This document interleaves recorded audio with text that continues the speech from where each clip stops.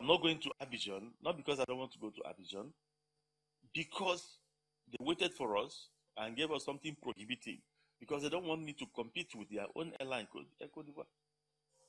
Lomé, Togo even stopped us from coming in when we applied to go in there, because they don't want Askai to be in competition. Meanwhile, Askai comes into Nigeria more than 3 or 4 times.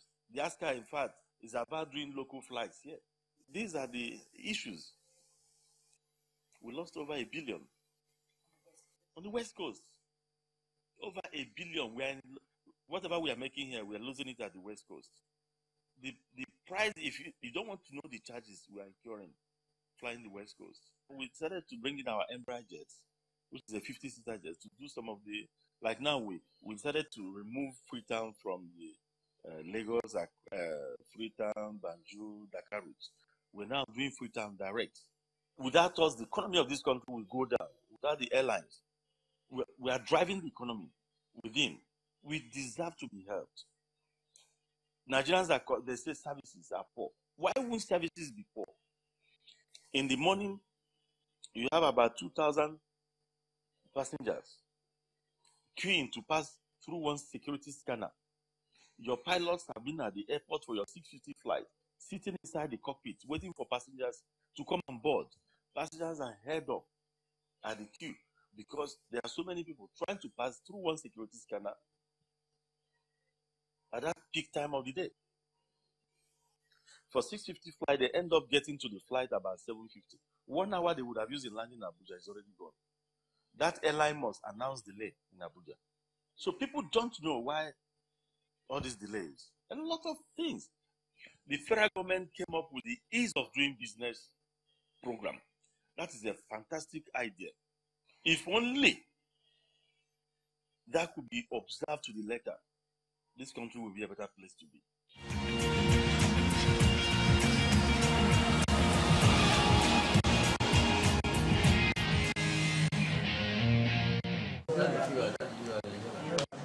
A free trade zone is a specific class of special economic zone. It is a geographic area where goods may be landed, stored, handled, manufactured, or reconfigured and re-exported under specific customs regulation and generally not subject to customs duty. Here at the Murtala Mohammed Airport, a free trade zone came into existence about 2 years ago. A top executive of Zone tells us about their expectations. We see a lot of enterprises springing up in the zone because of the opportunities that the free zone gives in facilitating trade and also creating jobs. And further down the line, mid to long term, we see setting up such zones in Abuja, in Kano, in Enugu to ensure that we support the diversification project. And interestingly to note here is we are not just focusing on building free trade zone around the conventional light assembly and cargo, but looking at how we can use the free zone to also bridge the gaps, the gaping gaps in the agri-value chain. So you're going to see very soon a lot of activities around building platforms and systems to bridge gaps of, the huge gaps we have in our Nigerian agri-value chain, which is actually keeping our outgrowers and exporters and Nigerians very far behind on in the global competitive space. President Muhammadu Buhari early this week approved the sum of 22.68 billion naira to be paid to former workers of liquidated Nigerian Airways Limited. Disclosing this in Abuja, the Minister of Finance, Mrs. Zainab Ahmed, said the amount which was approved by the President was about 50% of the 45.3 billion naira entitlements of the former workers of the company.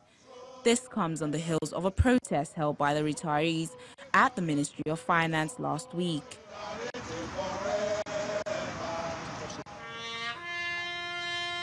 British and French military and civil officials gathered last week to celebrate the Royal Air Force centenary in Saint-Omer.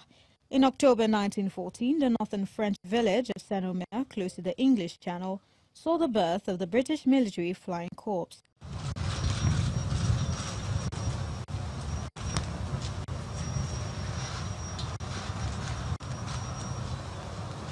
At that time, the first squadrons of Royal Flying Corps landed at the Aérodrome des Bruyères after recognition missions to spot strategic enemy positions in the region.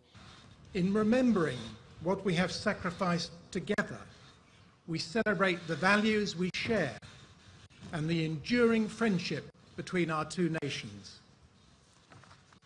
It is fitting that the centenary of the Royal Air Force should be commemorated at this site, in so many ways the spiritual home of the Royal Flying Corps and the birthplace of the Royal Air Force. Whatever happens in political circles, do not let us allow the relationship that we have formed here at Saint-Omer between the United Kingdom and France as brothers in arms ever suffer, because no single nation in the future will fight a war alone. It will be us together that will prevail. The aerodrome soon became the most important military base for British operations in France, with more than 5,000 soldiers coming from Britain and the Commonwealth.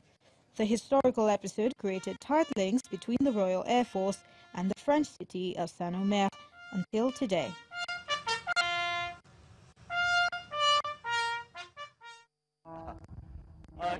Top-class US aerobatic team, the Viper, has presented a fabulous air show at the International General Aviation Exhibition in Shijiazhuang, capital of North China's Hebei province.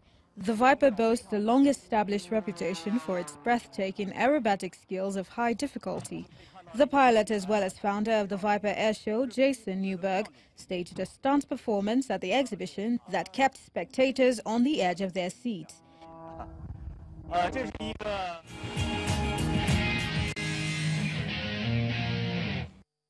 When we return after the break, a special report on the Paris airport ghost town. Do join us again.